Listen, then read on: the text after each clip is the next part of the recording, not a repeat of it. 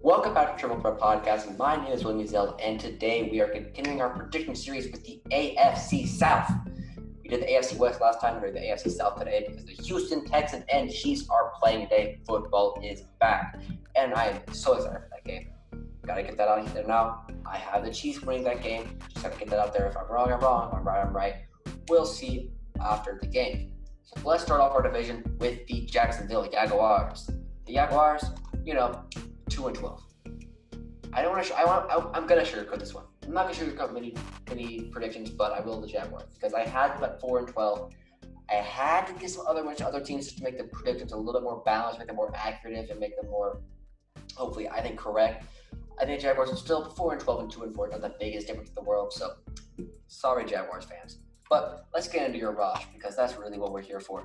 And let's get straight into it. So they're gonna lose Pelvis Smith because he's a terrible guy, which makes that linebacking core a little bit suspect. I think that Miles Jack had a terrible year last year. Can only go up for him. Joe Schober is an interesting addition. I don't think he's going to be a great player for the system, but he will be there as a decent middle linebacker presence, but nothing extraordinary, pretty average play. And then Leon Jacobs on the other side. The defensive line should be great, though. You've got Brian Edwards, you've got Timmy Jernigan, you've got Taylor Chason, Josh Allen. I think that would be a great group. Don't expect much from Chason in year one, but we'll get into that when we turn off the draft. They had C.J. Henderson and Trey Herndon at cornerbacks, a little bit of a weaker group. And then you've got that safeties, Jared Wilson and then Josh Jones, players who have played pretty well that season, but probably are overperforming their abilities. So I expect that to regress a little bit to the mean. And then you got the offensive line. You've got Ben Barge, Craig Robertson. I think Barge probably takes a left tackle role pretty soon, but Robertson is being paid a little bit more. You got Andrew Norwell. You got Brian Linder. Linder's been a great center for a while. You got Jawan Taylor at right tackle. I think he was a first rounder last year, top 10 pick last year. They got him in the second round with steal at pick 40. So I think that he's going to be a great player, or pick 35. My apologies. I think he's going to be a great player this year, breakout season. Their receiving offense look great. DJ Chark, PD Westbrook, Laviska Shenault, Colin Johnson, Chris Conley. That's a lot of talent, probably the most talent the Jaguars have had over here for a while. Gardner Minshew, I think Gardner Minshew's going to have a great season with those weapons around him. And the running back situation is a little bit suspect. You've got Raquel Armstead, Chris Thompson, Devin Azingbo. Azingbo was really impressed by the Saints camp last season. He got scooped up by the Jaguars and put him on the practice squad, so I see him go, but I think he's going to do some big things here. No notable opt-outs that I think of, but let's get into their offseason. A little bit of an interesting one. They signed Joe Schober and Heather Eifert in free agency. They also brought in Al Woods, and that's pretty much it for their additions, or notable additions in free agency. They traded away Yannick Ngakoue. They cut Leonard Fournette. They lost Telvin Smith. They were cutting a lot of dead wood there. Bring back some capital, trying to build for the future. I think this is a pretty good strategy that the Jags are doing. They didn't have anything to play for the season. They kept their star players. I think they didn't handle Ngakoue well. They probably could have gotten a first rounder out of him. If they traded him at the right time, they didn't get the right value out of him. Then let's go to the draft because I think they killed the draft. I think the Jaguars absolutely killed the draft. You look at C.J. Henderson in the first round. Great cover corner, great athleticism, great ability. He had great things against Shamar Chase in college. I think he's going to be a great player again in pros. He's got a lot of work to do developing and matching the level of pros, and he's got to work on his tackling issues, especially with that average safety play in the back behind him, and especially poor linebacking play. Then you've got Kayvon Chase, an absolute freak, a unit. I wouldn't expect a lot of him in year one because not a lot of rookie pass rushers do a lot, and especially not Kayvon, who wasn't the most productive guy at LSU, but he is a freak, really showed his ability at the end of the season, really turning it on. You've got Laviska Shenault, a top 6 receiver in my views, incredible player, incredible story. I think he's a great player. If he stays healthy, he will be the number 2 receiver on this team, and his athlete playability will be great for Gardner Minshew. Devon Hamilton, there'll be a defensive presence put in next to Timmy Jernigan, Brian Edwards, or Brian, who they drafted last year. I think that's going to be a pretty solid defensive front. Will definitely improve their run game. Then you got Ben Barch at pick 116, incredible pick there. I think that's an A+ pick. Ben Barch was my tackle 6 in the draft. A really underrated guy playing at St. John's. I think he's a great player. I think he's going to be an absolute stud. think he's going to be a really sleeper pick and eventually start. I think he's going to be like a Jawan Johnson type player. Fell in the draft. Obviously not as hype as Jawan was coming out, but I think he and Jawan are be a great pairing going into the future. And that'll be a cheap alternative for the future. You can build behind those guys. I think that those guys are tackles that you can build behind, truly. And you need good tackles. And I'm one that really vouches for really good offensive line play. Colin Johnson, great receiver out of Texas. Really good production, really good profile. I think he'll be a great player. Probably be a receiver 4 this year. I think they can come up to a 3, I think. I think he's going to be a great player. Jake Lewin, a talented sleeper quarterback at Oregon State. I like his size profile combination, his arm strength. Really raw. He'll need to sit this season behind Gardner Minshew. So I think they did a really good job there. You look at their strength schedule, and it is pretty average. I think it's around 16th overall in the league. This is strength schedule based on Vegas win projections, not 2020 record or 2019 records. So this is more indicative of how teams should perform this season. Because Vegas is pretty spot on with their over/under totals, and then they've got some pretty alarming defensive metrics. They were 29th last year, 24th in the past, 31st against the rush. I think the rush has nowhere to go but up. And then that's really how teams attack them. You look at their defensive plays against. They had rush plays against. Jacksonville had 400 run plays against compared to their, which is in the top 10 of most run-on defenses. Then look at their pass D, which is they were in only 527 pass snaps against, or coverage snaps, which is in the top 5 at least. So really impressive stuff there. They did not get thrown on about with AJ Bouye last year, but they probably will get targeted a little bit more with some young quarterbacks like Trey Herndon, and then obviously CJ Henderson. Their offensive schedule. So for offense, they got the 15th easiest passing schedule, 10th easiest running schedule, 11th easiest receiver schedule, 24th hardest tight end schedule, but overall the 30th easiest offensive schedule, according to fantasy metrics, which are pretty not the most accurate, but it's what the data I have available for me. I think that they have a lot of metrics going their way to have a better season than predicted of them because their Vegas win totals are pretty dismal. Look at them at 4.5. I expect them to have about 4 or 5 wins, so not the worst bet, but people are hammering the under right now, so it'll be an interesting team to see. I think they're going to be competitive. I don't think they're going to roll over and buy like a lot of people expect them to. So I'm still going to be cheering for the Jaguars, even though they're pretty bland right now. Surprising team? Maybe not to some, but from last year's performances, the Tennessee Titans at 8-8 might be a little bit of a surprise to you. I think Tennessee, they're going to regress because what they did last season was pretty it's going to be inconsistent to repeat because you look at Ryan Tannehill, who played his mind off last season. He played his butt off because he ranked as the top 3 quarterback in PFF's grading system. He played a top number 1 pass rating in all the NFL. He was incredible to play last year, and watching him against the Saints, incredible to watch. Watching him playoffs, not as incredible to watch, but he was still a good player. I thought he was an incredible player last season, and I think he's going to regress a little bit because if you look at his deep ball stats, which are pretty interesting to me, he had the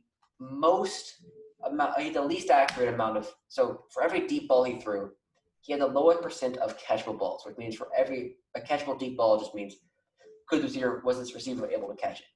So out of all of his deep balls they threw, he had the lowest percent of catchable passes to his receivers.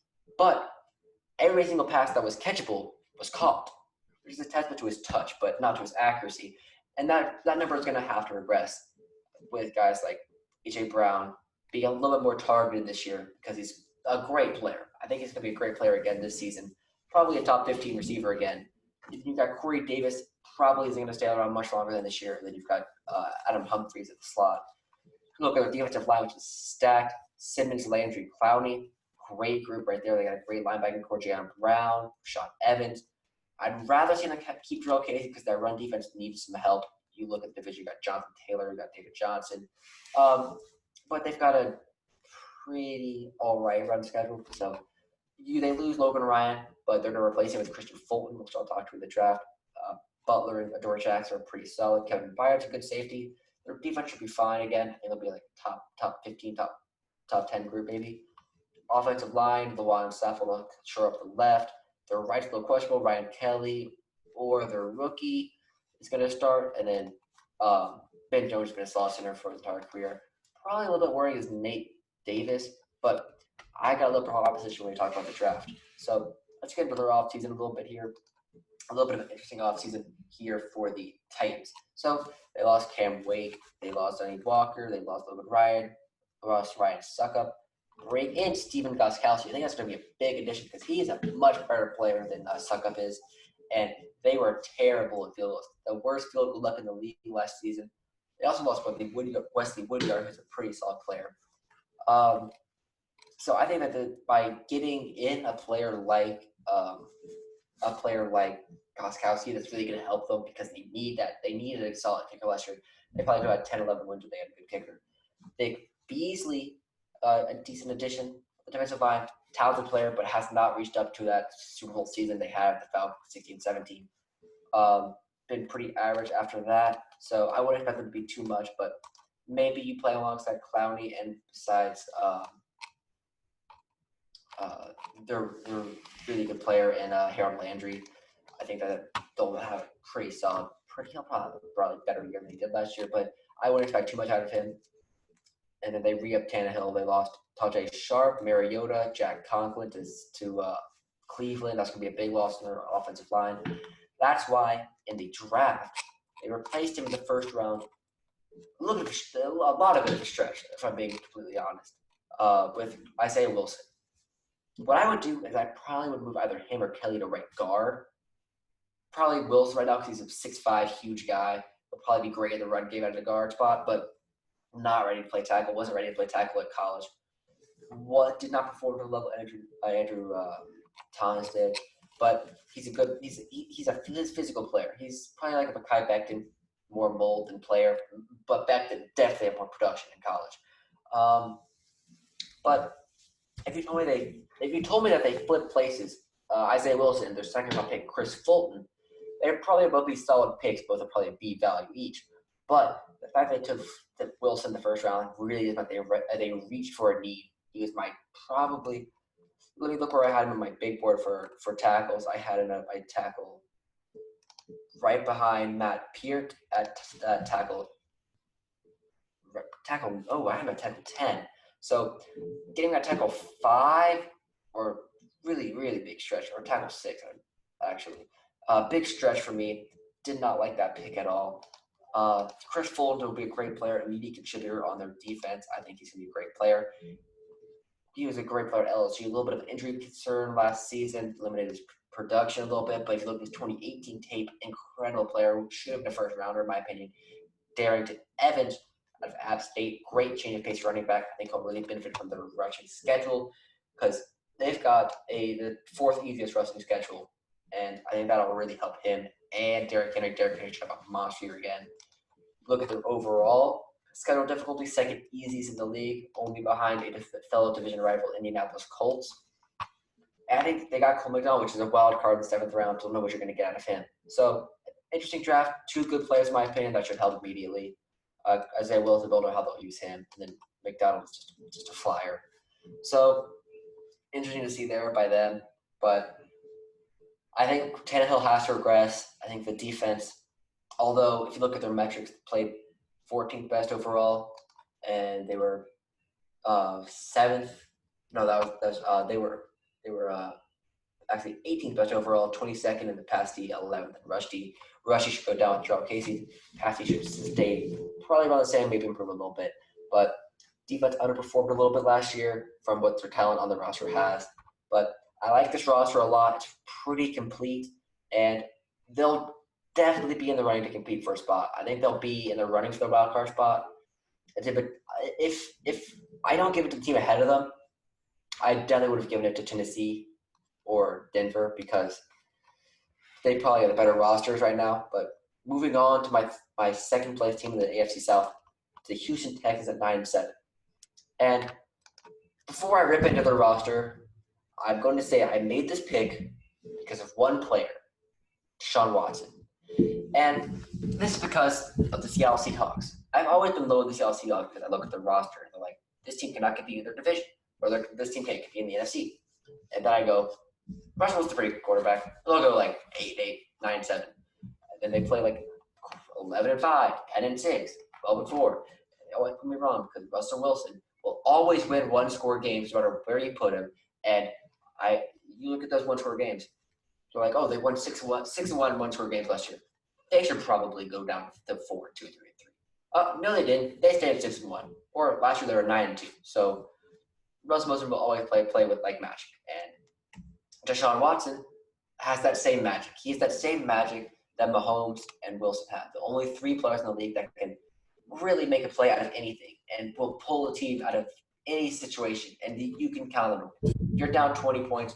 I don't care. Deshaun Watson can probably pull it away. So he's a special player, and that's the only reason they're making the playoffs, in my opinion. You look at their offensive line, all returning from last year. Tunsil played average, top 10 left tackle in the league. Not overpaid, in my opinion. I think that's a terrible contract. Probably could have given Hopkins an extension, maybe. You've got Tyus Howard, should be better in his second year. Max Shardy, Max Fulton at guard, average. And then you've got Nick Martin at center, who's a pretty solid center. You replaced DeAndre Hopkins. You traded for a second-round pick, which was a terrible trade, Bill O'Brien. Please just stick to coaching. With Brandon Cooks and Randall Cobb, they should be able to fill the hole, but you're going to lose that productive, consistent guy over the middle, because I don't think Cobb still is that guy anymore. You still have Will Fuller and Kenny Still, so you have four really solid receivers. If Fuller stays healthy, he's going to be a elite threat, because him and Fuller and Watson on the field together are magic, and that connection is really tantalizing to watch. But the problem is that Houston's trainers have been misdiagnosing his injury, because clearly they're not treating the right thing, because he's just getting hurt every time. Lower leg injury, lower body injury. They've got to find the right issue. They've got to diagnose a kinetic chain of injury, because where his injury is affecting the rest of his lower leg. And if they don't diagnose the actual source of the issue, they're just going to be more recurring issues across his body. So I think they've got to fix. I think that they probably hope that. I've heard good things what they've done with Fuller. So I'm hoping he stays healthy this year. If he does, it's going to be great. My big concern with them is going to be in the secondary. Their secondary was dreadful last year. According to DVOA and weighted schedule, they were overall the 22nd worst defense in the league. They were 25th in pass D, and which is probably where they should be. Their pass was awful. And then 19th in the run D. They lost DJ Reader, who should be who was a huge factor in the run game. Watt was hurt for most of the year last year, which is a big loss. You're really going to rely on Bradley Roby in the corner on the outside, covering the best receiver. Justin Reed's a great safety over the top. And then Cunningham, McKinney, and Merciless, your good linebacking core. Their defensive line's a little bit weak. Probably going to be relying on a rookie, which is probably not what you want to see. And let's get into their offseason moves, because they traded for David Johnson in that DeAndre Hopkins trade, who won't be 2016 David Johnson, but I think he'll be better than what he was last year. Maybe he can perform to the way he was the first couple of weeks of the season. They re-up Bradley Roby. They bring in they didn't bring in much. They bring in Randall Cobb. That's pretty much it. They lost TJ Reader and Marquise Mingo. They brought in Darren Fells again. I think he'll be another good season in the red zone for him. I just really wish they had some better corners, because you look at their two worst corners. They have Lonnie Johnson, second year out of Texas. His first year in the league, he was ranked the worst corner in the league, dead last. He played 419 snaps at a outside corner position and did not look good at any of them. So he needs to perform better as a second round pick, and he better do that this season. You got Vernon Hargreaves, who they picked up from the Buccaneers last year when he was cut. First round pick, has not lived up to those standards. Got even worse this year. He wasn't good beforehand. Got even worse this year. And then let's get into their draft, because like the Titans, a little bit underwhelming, but they got some players that'll produce this year. So Houston, they got only 5 picks. Ross Blacklock should immediately start, because they don't have much defensive line depth at all, which is a huge issue for a team competing. And I'm going to keep listing these negatives, and it doesn't matter, because Deshaun Watson is just so good. You got Jonathan Greener. Him and Zuniga both underperformed, in my opinion, at Florida. More athletic than their production indicates. And then Charlie Heck, I know his dad's an offensive line coach, but he is not impressive to me in the slightest. So Maynard and Blacklock will play this season, I believe. They need Maynard and Blacklock. Getting defensive line depth is always important. So I think they have just the right positions, but not maybe the right players. But overall, I think it's going to be a solid team. You look at their strength of schedule; they're 16th overall.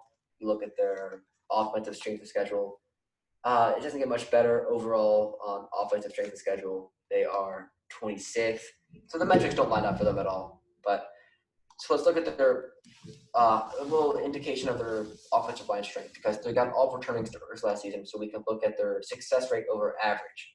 And so what success rate over average means is that how well they did running the ball at a certain spot on the line, like an A gap run, a B gap run, C gap run. So they only had two positions where they were a positive above average, where they were above average at running the ball, which is behind Larry Tunzel and behind running behind Max Fulton or Zach Fulton. And then Tunzel running behind Tunzel should be good for David Johnson. They were really poor running on the outside, -9% and -20%. So theoretically, they should do better with a guy like David Johnson in the backfield with another year of cohesion as his offensive line gels, but not a great metric for them. And then defensive snaps against. Last season, Houston only had 300 run plays against, which was sixth lowest in the league. But that's probably because they had a poor secondary and they probably wanted to target that a little bit more. And they had DJ Reader, and then their passes against was middle of the road at 551, which is probably around 15th, 17th most. So around the middle for passing yards, but disproportionately more passing than rushing. So they really need to address their passing because if they don't, then that should be another issue for them. So I don't really have much more to say about Houston. 30 minutes average per game of time possession, which is 14th in the league. So it's a solid roster with 3-4 great players, and I just think Deshaun Watson is going to blow them to the playoffs again. Which means that my division winners are the Indianapolis Colts. And I don't know about their quarterback addition. So let's start with the free agency because they had a big one. They traded a first-round pick for DeForest Buckner. That was a huge pickup for them. They picked up Bill Rivers in free agency. They picked up Xavier Rhodes, Sheldon Day, Roosevelt Nix, the fullback. I like the Roosevelt Nix pickup a lot. They let go of Devin Funchess, Eric Ebron, Pierre Desir, Marcus Hunt, Jabal Shear, Dontrell Inman, Terry. So not a great, not a lot of huge losses. They're going to bring in Rodrigo Blankenship as their new kicker. So let's start with their offense. So Jonathan Taylor's going to be a top 5 running back this year. Behind this offensive line, I have no question about his ability. But I'll get into that more in the draft. Marlon Mack should be a solid running back again. Phillip Rivers inside. I hope he'll be better. Hopefully he's not going to be telling me a lot of risks. I think Frank Reich should do a good job with keeping him under control, keeping him from trying to be too aggressive, trying to be too much Phillip Rivers in San Diego and Los Angeles. So I hope that he'll become a little bit more passive and allow the running game to perform. They bring in Michael Pittman at receiver. Paris Campbell's healthy this year. T.Y. Hill should be healthy this year. Man, when T.Y.'s healthy, he's incredible, man. They got Jack Doyle. The offensive line is still great. They got Braden Smith, Anthony Costanzo, Quentin Nelson, Ryan Kelly at center. Mark Lewinsky's their 1 weak spot, but they're still solid. You look at their offensive line rushing metrics, and they're pretty impressive because it's this offensive line ranked probably one of the best in the league, top 3 in the league, behind probably only like the Saints and Cowboys. They were plus 12 running to the right, outside to the right, which is probably where Taylor's going to love running for there. Running behind Quentin Nelson was surprisingly a -2, but in between the left tackle and the center, which Quentin does, Nelson definitely helped, was a plus 15, plus 8, plus 12 running behind Lewinsky, plus 0 running behind the right tackle, and then their biggest weakness is running to the left, but I don't see them worrying about that. Quentin Nelson can roll out there, and they'll be fine. This is one of the better offensive line. They're plus 5 overall, and success rate over average. Their schedule difficulty is the easiest in the league, so I think they're going to have a great time over there. And then overall, I think they're just going to be a overall better team. So uh, you look at the defensive line. Justin Houston played out of his mind last year. I don't expect him to play at the same level at 31 years old, but he'll still be an elite performer. He's never performed less than a 75 since the second year. So I pretend to be another productive player to Forrest Buckner. Their base package on defense is a little bit weak. I don't really trust Grover Stewart at defensive tackle as well. And you've got guys like Danico Autry at their other defensive end spot. The defensive line depth's a little weak, but the whole division defensive line is a little weak. They've got Alquin Muhammad, Kamito Toure, Taekwon Lewis, Taylor Stallworth. I like Taylor Stallworth a lot. I think that's going to be a really good pickup for them. He was a great player for the Saints. Sheldon Day was a decent pickup in free agency, but I think Stallworth probably will take that second starting defensive tackle spot next to DeForest Buckner because he's a talented player, played really well for the team last year, good rotation piece. But I think they probably need a little bit more depth there. Going into their secondary, Kenny Moore and Rocky Sin showed some promise last season. Xavier Rhodes, they brought in as a little bit of a flyer. I think in a system where he's not going to be forced to play man too much, Matt Eberflus likes to keep it simple on defense. Will be good. Darius Leonard's healthy this year. Anthony Walker should be good. Malik Hook will look great at some points. And then they've got Kari Willis at the other spot. But let's get into their draft because I think they did a phenomenal draft. Their first pick, Michael Pittman Jr., big body receiver out of USC. Wasn't the highest on my board, but I think he's going to be a great pick in the system. I think it's a B-plus pick. His physicalness will work great, or physicality will work great with Phil Rivers. Then they bring in Jonathan Taylor. I don't have another good thing to say about this guy. This guy's incredible. He's the best running back prospect I've seen. He's a better running back prospect than Zeke, in my opinion. That's how much faith I have in him. I have drafted him in every single fantasy league I'm in. Every single one. I love this guy. This kid is going to be incredible. They say Mullen Max started right now, and that Taylor's going to roll the hot hand, but the hot hand's going to come early, and it's going to come fast for Taylor. I think he'll have 1,400 yards or 1,200 yards plus a season. I think he's going to be an incredible player for them. And behind the offensive line, it's just going to be beautiful to see poetry in motion. They bring in Justin Blackman out of Utah, probably their second best defensive player behind the corner Jalen Johnson. So I think he's going to be a great player, talented player. Probably can start over Kari Willis. Then they bring in Jacob Easton as a flyer pick, a talented player to say the least, but he shouldn't take the field or have any impact this season. Their offensive schedule difficulty metrics are pretty solid, 14th overall, but their defense were a very easy schedule for them. So I think that'll be great for them. You look at their defensive metrics last year, Indianapolis didn't rank too high, ranked 19th overall. Matt Eberflus does keep it simple, as I said. Very base personnel kind of guy. 19th rush, 18th pass. That'll improve, I think. Or stay the same. Fort Butler should definitely help the pass rush. Justin Houston won't be the same player he was last year because he was incredible last year. But he'll still be a solid player. And then they've got an easy path ahead of them. So I believe in them. Philip Rivers is going to be a question in my eye because what I saw in San Diego last year was very poor from him. Sloppy with the ball. Looks like he lost a lot of arm strength. Looks like he lost some decision making. But he's always been aggressive anyway, so that's just been kind of Philip Rivers. But we've got two teams in the AFC South making the playoffs. We've got the Indianapolis Colts making it as a 3 seed with 10-6, and you've got the Houston Texans at 9-7, running up as a 5 seed. If you want to see how they do in the playoffs, I will get a playoff predictions episode rolling for you guys before the Sunday kickoff. And that has been the AFC South predictions. Stay tuned on Saturday and Friday. I'll have the rest of the 6 divisions up by then. Until then, take care.